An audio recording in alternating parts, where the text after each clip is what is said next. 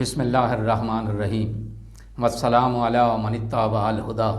ہدایت کی اتباع کرنے والوں کو راحت دو جہاں قرآن چینل کی طرف سے سلام عرض ہے۔ تمام تعریفیں اس پروردگار کے لیے ہیں جس نے ہر قوم کے لیے ایک ہادی مقرر فرمایا ہے۔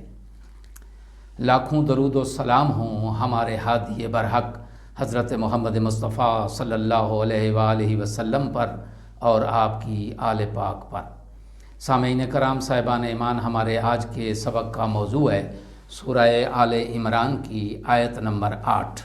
تو آئیے پروردگار کے پاک نام سے ہم اپنے سبق کا آغاز کرتے ہیں۔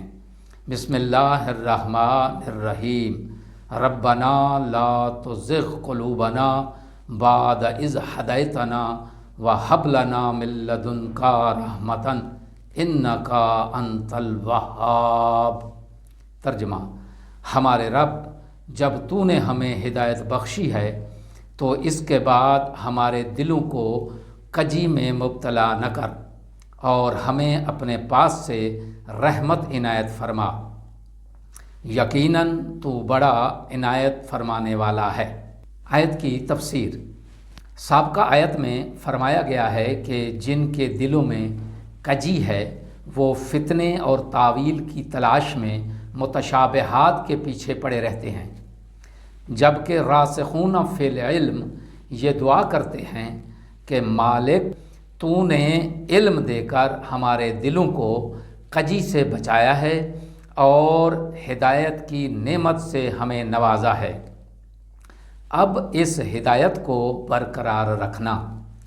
راسخون فی العلم جانتے ہیں کہ بندہ ہمیشہ اپنے رب کی طرف سے ہدایت کا محتاج ہے، اور اگر ایک لمحے کے لیے اس کی رحمت سے محروم ہو گیا تو پھر اسے تباہی سے بچانے والا کوئی نہیں ہوگا۔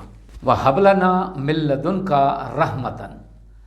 ہدایت پر قائم رہنے کے بعد انسان رحمت الہی کے لیے اہل بن جاتا ہے۔ اہل بننے کے بعد رحمت کی درخواست کرتا ہے۔ ہدایت ملنے کے بعد مومن خوف و رجا، بیم اور امید کے درمیان ہوتا ہے، جیسا کہ سورہ زمر میں ارشاد ہوا، یحذر الآخرۃ ویرجو رحمت ربہ۔ آخرت کا خوف رکھتا ہے اور اپنے رب کی رحمت کی امید رکھتا ہے۔ امام جعفر صادق علیہ السلام نے فرمایا، ربنا لا تزغ قلوبنا بعد اذ ہدیتنا اکثر کہا کرو، اور کجی آنے کے بارے میں بے فکر مت رہو۔ ہمیشہ یہ اس فکر میں رہو کہ کہیں دل ٹیڑھا نہ ہو جائے، کہیں ہدایت سے انسان پھر نہ جائے۔ ہمیشہ یہ دعا مانگتے رہا کرو۔ اس آیت میں بیان ہونے والے اہم نکات۔ پہلا نقطہ یہ ہے کہ انسان ہر آن اور ہر لحظہ ہدایت اور رحمت کا محتاج ہے، لہٰذا اسے ہمیشہ درگاہ خدا بندی میں دست بدعا رہنا چاہیے۔ دوسرا نقطہ اس میں یہ ہے کہ انسان کسی بھی لمحے ہادی سے بے نیاز نہیں ہو سکتا۔ تیسرا نقطہ اس میں یہ ہے کہ فکری کجروی ہدایت اور رحمت اور فکری تکامل کی راہ میں بہت بڑی رکاوٹ ہے۔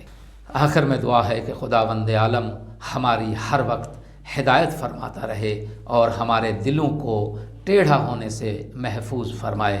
وآخر دعوانا ان الحمد للہ رب العالمین۔